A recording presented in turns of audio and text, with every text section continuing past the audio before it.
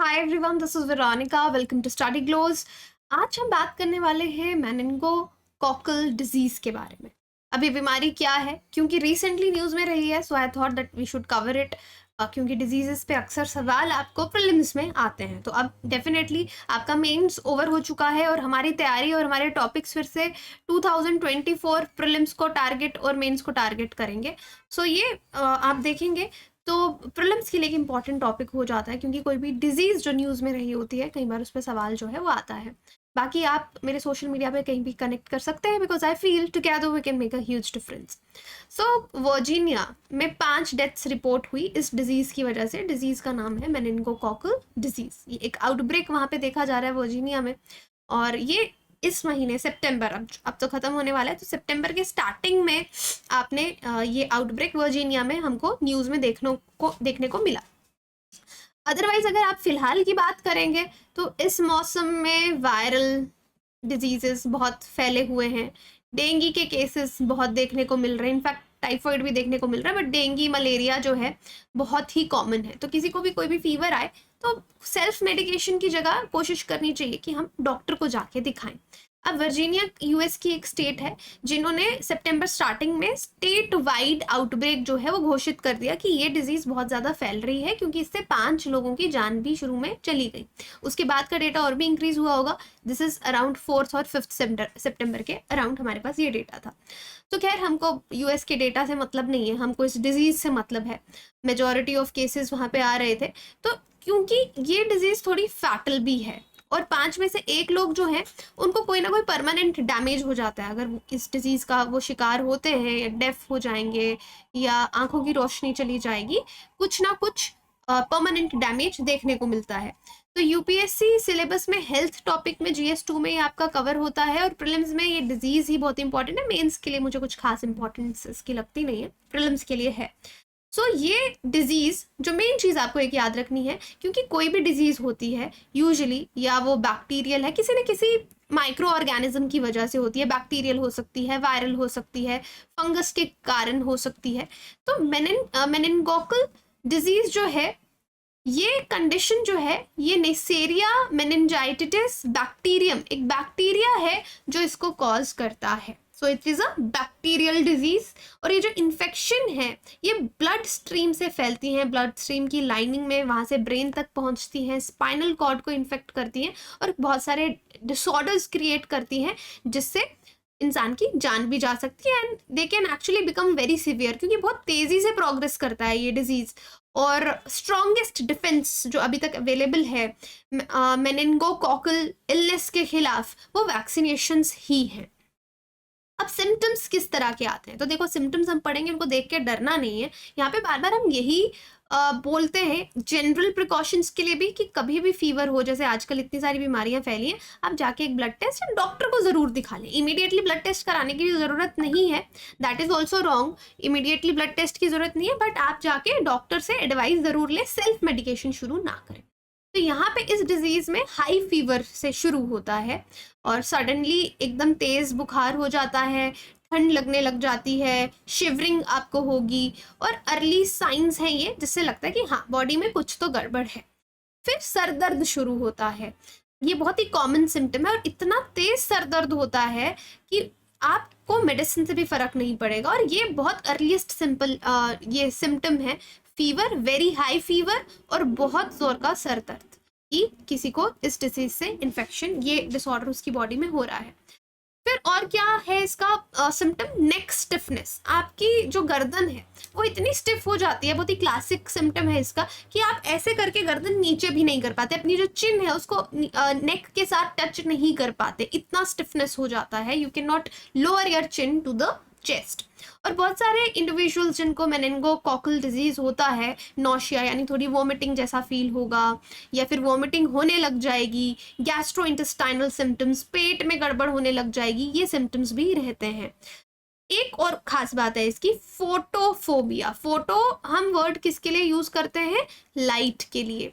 तो कुछ लोग लाइट से उनको डर लगने लग जाता है, लाइट उनको पेनफुल लगने लग जाती है आंखों में, कि वो चुभेगी। तो घर की लाइट भी, जो बल्ब वगैरह आपने ऑन किया होगा, LED लाइट्स ऑन की होंगी, वो भी उनकी आईज उनके लिए भी सेंसिटिव हो जाएंगी, लाइट को बर्दाश्त नहीं कर पाएंगे वो। उसके बाद मेंटल कन्फ्यूजन शुरू हो जाएगा। मेंटल कन्फ्यूजन में कि समझ नहीं आ रहा है क्या रियलिटी है, जैसे जैसे डिजीज बढ़ेगी मेंटल कन्फ्यूजन बढ़ता जाएगा। कॉन्शियसनेस आपकी ऑल्टर हो जाएगी, डिसओरिएंटेशन फील होने लग जाएगी जिन लोगों को ये डिसऑर्डर होगा, और मेंटल चेंजेस महसूस होने लगेंगे। तो आगे पीछे वाले जो रिश्तेदार हैं, जिन फैमिली मेंबर्स के साथ रह रहे हैं, उनको भी दिखने लग जाएगा, बिकॉज ये आपके सेंट्रल नर्वस सिस्टम पे अटैक होना यहाँ पे शुरू हो जाएगा। इसके बाद रैशेज भी बॉडी में देखे जाते हैं। इस डिजीज ये सीरियस सिम्टम है। स्मॉल रेडिश पर्पल स्पॉट्स दिखेंगे। ऐसे नॉर्मल कोई रैश हमारी बॉडी पे होता है, उस पर अगर हम ग्लास लगाते हैं, कांच का ग्लास या कुछ भी, तो वो फेड हो जाता है। लेकिन इस रैश की, जो कि मेनिंगोकोकल डिजीज की वजह से होता है, वो रैश आपका ख़त्म नहीं होता, यानी वो जब उस पर आप ग्लास लगाएंगे वो रैश फेड नहीं होता, उतना ही डार्क रहता है, राइट। तो बाद में फैलने भी लग जाएगा पूरी बॉडी में। तो ये कुछ सिम्टम्स आपको पता होने चाहिए। अब सिम्टम्स बेबीज में और बड़े लोगों में, बड़े बच्चों में, एडल्ट्स में थोड़े अलग हैं। बच्चों को फीवर होगा बहुत ज़्यादा सोने लग जाएंगे। डेली बच्चों का एक रूटीन रहता है सोने का, तो वो चेंज हो जाएगा। यूं ही रोते रहेंगे हर बात पे, गर्दन उनकी स्टिफ हो जाएगी। अगेन लाइट से उनको प्रॉब्लम होने लग जाएगी, वॉमिटिंग्स होने लग जाएंगे, कुछ खाएंगे नहीं वो। तो वहाँ पे डॉक्टर के पास उस टाइम जाना चाहिए। और बड़े लोगों में भी high fever, headache, confusion, stiff neck, joint pains, क्योंकि बच्चे को पेन हो रही है तो वो बता नहीं पाएगा, लेकिन किसी बड़े इंसान को पेन हो रही है तो उसको समझ में आएगा कि जॉइंट पेन हो रहा है। Bright lights again and vomiting, वो रीजंस सेम रहेंगे, सिम्टम्स और रैशेस भी होंगे। अब मेनिंगोकोकल डिजीज इफेक्ट कैसे करता है? बिकॉज एक चीज समझिए, कोई भी बीमारी हो तो उसको यही मत समझ लीजिए थोड़ा रेयर भी है जो कि बैक्टीरिया से होता है, but it is a very very serious disease जो आपको समझना है। स्पाइनल कॉर्ड को क्योंकि इन्फेक्ट कर रहा है, सेंट्रल नर्वस सिस्टम पे अटैक कर रहा है, ब्लड इन्फेक्शन है। बैक्टीरिया नाक के जरिए, मुंह के जरिए बॉडी में एंटर करेगा, फिर ब्लड स्ट्रीम में पहुंचेगा, रैशेज होंगे, ठीक है। मेनिंजाइटिस मतलब आपका स्पाइनल कॉर्ड और ब्रेन इन्फेक्शन शुरू हो जाएगा। सो 1 in 5 मतलब 5 में से 1 लोगों को परमानेंट डैमेज, सुनाई देना बंद हो गया, ब्रेन डैमेज हो गया, सीजर्स पड़ने लग गए। तो बाकी सिम्टम्स तो मैंने आपको बताए। नाउ डॉक्टर्स के सामने, हेल्थ प्रोवाइडर्स के सामने किस तरह के चैलेंजेस इसको लेकर आते हैं, क्योंकि डिजीज बहुत तेजी से फैलती है। इसके सिम्टम्स की वेरिएबिलिटी बहुत अलग है, और इसके सिम्टम्स आपको ऐसे लगेगा कि जैसे कि फ्लू के सिम्टम्स हैं, कि फीवर हो रहा है, हेडेक हो रहा है, राइट। तो जितना जल्दी डायग्नोज होगा उतना बेटर है। इसलिए दैट इज वाई से हमेशा जनरल एडवाइस भी कि सेल्फ मेडिकेशन कभी मत करें। वैक्सीन कवरेज होना चाहिए, वो भी थोड़ा चैलेंजिंग है, क्योंकि ऑल्दो वैक्सीन हर इसमें अवेलेबल है हर ग्रुप के लिए, लेकिन पूरे तरीके से कवरेज सब लोगों को मिले वो थोड़ा डिफिकल्ट हो जाता है। कुछ लोग वैक्सीन लेना भी नहीं चाहते। और दूसरा, ये तो एक खुद में ही बहुत बड़ा टॉपिक है जो कि मैंने बहुत बार वीडियोस में डिस्कस किया है, एंटीबायोटिक रेजिस्टेंस एक ऐसी प्रॉब्लम निकल के आ रही है। अगेन यहाँ पे बात निकल के आती है क्या? सेल्फ मेडिकेशन मत करें। सेल्फ मेडिकेशन से एंटीबायोटिक रेजिस्टेंस होगा, आप कोई भी दवाई खाएंगे वो असर नहीं करेगी, वो उस बैक्टीरिया को नहीं मार पाएगी। तो यहाँ पे जो इसका बैक्टीरिया वो और पावरफुल होता जा रहा है इसकी वजह से। तो इसलिए सेल्फ मेडिकेशन अवॉइड करें। एंड एंटीबायोटिक रेजिस्टेंस बहुत बड़ा चैलेंज सिर्फ इस बीमारी के लिए नहीं, आज बहुत सी बीमारियों के लिए हो रहा है। तो ट्रीटमेंट के लिए शुरू में जैसे सेफ्ट्राइक्सोन, पेनिसिलिन, ये सब दिया जाता है। मेन इसकी ये डोजेस जो है वो रहती हैं। फिर इन एडिशन भी डॉक्टर बाकी सिम्टम्स को मैनेज करने के लिए एंटीबायोटिक्स देते हैं, सपोर्टिव केयर दी जाती है। पेन मैनेजमेंट के लिए, फीवर रिडक्शन के लिए इंट्रावेनस फ्लूइड्स दिए जाते हैं, हॉस्पिटलाइजेशन की ज़रूरत पड़ती है। इस तरीके से इसका ट्रीटमेंट जो है वो शुरू होता है। तो आई होप ये एग्जाम के लिए भी टॉपिक इंपॉर्टेंट है, एंड अदरवाइज भी एक जनरल प्रिकॉशन के लिए it is very important. Self medication पे मैं फिर से बात करूंगी कि बिल्कुल मत कीजिए, क्योंकि उससे एंटीबायोटिक रेजिस्टेंस होता है।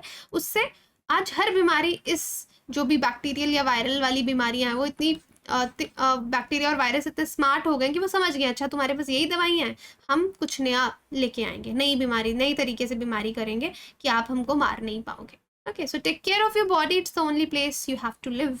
You have to take care of your body and don't take your body less seriously. Okay, so कोई भी क्वेरी हो आप कनेक्ट कर सकते हैं। Thank you so much.